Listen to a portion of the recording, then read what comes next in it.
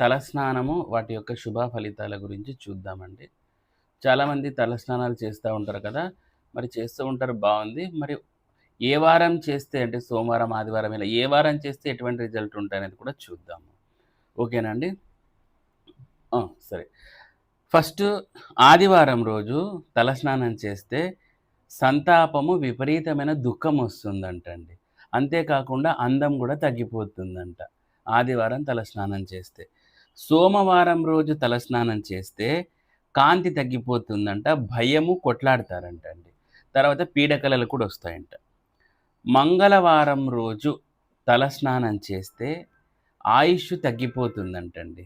మంగళవారం రోజు తలస్నానం చేస్తే ఆయుష్షు తగ్గిపోవడమే కాకుండా భయంకరమైన కొట్లాటలు, ఆడవాళ్ళలో అయితే గిన భర్తకు అనారోగ్యం గూడా జరుగుతుందంట.